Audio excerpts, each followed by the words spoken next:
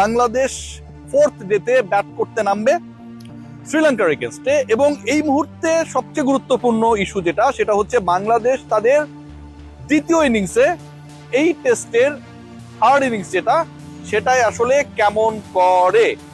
মাঠ প্রিপারেশনে কাজ চলছে, আপনারা দেখছেন যে এখানে ঘাস কাটার গাড়িগুলোও চলছে, শব্দ হচ্ছে, কিন্তু আসলে করতালির শব্দটা খুব বেশি গুরুত্বপূর্ণ হবে আগামীকাল ফোর্থ ডেটে বাংলাদেশ যখন ব্যাট করতে নামবে। আপনাদের সামনে তিনটা পার্টিকুলার পয়েন্ট নিয়ে আলোচনা করতে চাই, যেই জায়গাগুলোতে বাংলাদেশ যদি প্রপারলি ক্লিক করতে পারে তাহলে বাংলাদেশের জন্য এই ম্যাচটা জেতা সহজ হবে।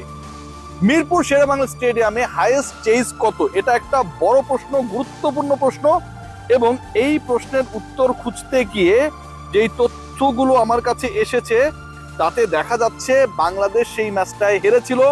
ফোর্থ ইনিংসে বাংলাদেশের দেয়া টার্গেট চেজ করার জন্য সেই সময়টায় ব্যাট করছিল ইংল্যান্ড, এবং 209 রান তারা করেছিল এক উইকেটে 44 ওভারে। সেই ঘটনাটা এখন থেকে 16 বছর আগে। মিরপুর শেরেবাংলা স্টেডিয়ামে সর্বোচ্চ রান চেজের রেকর্ডটা হচ্ছে এখন থেকে 16 বছর আগে, যেই রেকর্ডটা হচ্ছে 209 রান। 209 রান 16 বছর আগে ইংল্যান্ড বাংলাদেশের এগেইনস্টে চেজ করেছিল। তাহলে 209+ রান অথবা 250-র কাছাকাছি একটা স্কোর অথবা 250-র কাছাকাছি একটা target if Bangladesh can set against the Pakistanis, that will be enough for winning the match or not. আমার কাছে মনে হয় যে 250-র কাছাকাছি যদি বাংলাদেশ টার্গেট সেট করে সেটা যতটা না এনাফ, তার থেকে বেশি গুরুত্বপূর্ণ হলো বাংলাদেশ যেই ম্যাচটা খেলতে নেমেছে এবং যেখানটায় বাংলাদেশ দ্বিতীয় ইনিংসে অলরেডি ব্যাট করতে নেমেছে, সেখানটায় বাংলাদেশের স্কোর বোর্ডে যদি সেকেন্ড ইনিংসে 250 পোস্ট করে, that is much more important.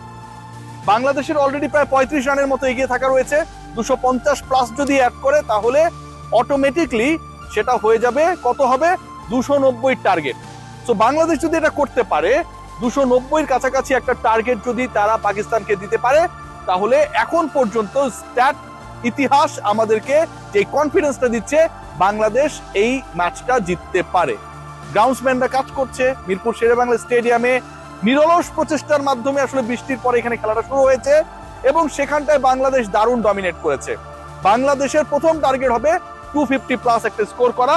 তাদের সেকেন্ড ইনিংসে মেহেদী হাসান মিরাজ যে ব্যাপারে অলরেডি বলেছে। সেকেন্ড পয়েন্ট, আমি বলেছি 3টা জিনিস করতে হবে। সেকেন্ড পয়েন্ট যেটা ভেরি মাচ ইম্পর্টেন্ট, এই যে বলছি 250+ একটা স্কোর করতে হবে, এটা বললেই হয়ে গেল ব্যাপারটা এরকমটা না।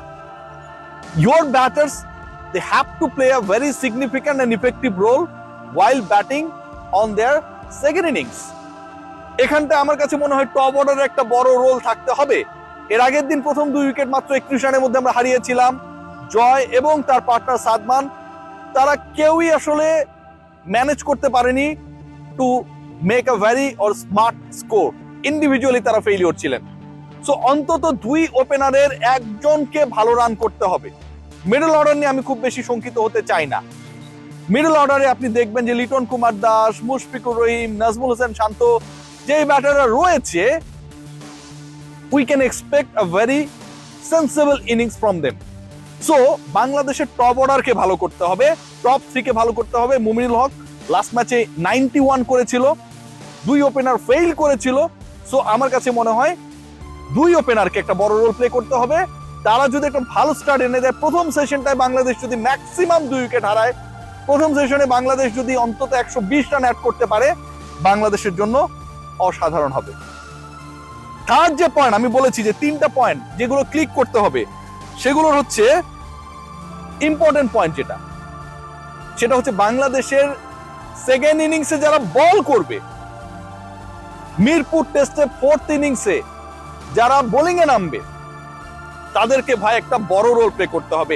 এন্ড ডেফিনেটলি আজকে যেভাবে মেহেদী হাসান মিরাজ সাকসেসফুল হয়েছেন, যেভাবে প্রতিপক্ষকে চাপে রেখেছেন, শেষ 9 উইকেট মাত্র 200 রানের মধ্যে প্রতিপক্ষ হারিয়েছে, যেখানে তারা 1 উইকেট হারিয়ে গতকাল দিন শেষ করেছিল 180 রানের কাছাকাছি একটা অবস্থায় থেকে।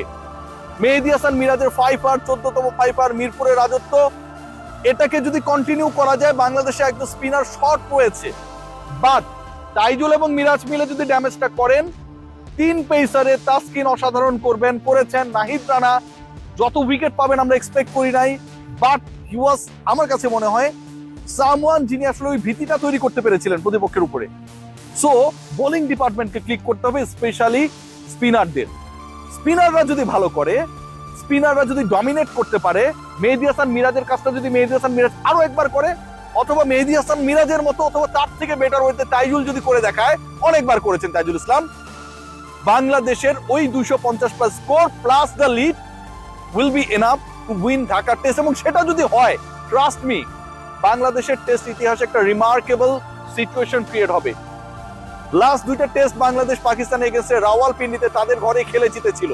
এটা জিতলে পাকিস্তানের বিপক্ষে, পাকিস্তানের মতো একটা দলের বিপক্ষে বাংলাদেশ রেকর্ড করবে যে টানা 3 টেস্ট ম্যাচ জয়ের।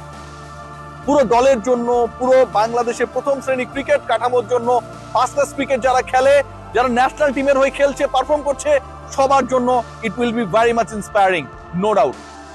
সো যেই 3টা জিনিস করতে হবে, প্রথম কাজ সেটা হচ্ছে বাংলাদেশের স্কোরটা এমন হতে হবে, ওই যে বললাম 209 হচ্ছে এখানকার রেকর্ড চেজ, ইংল্যান্ড করেছিল, সেটাও 16 বছর আগে।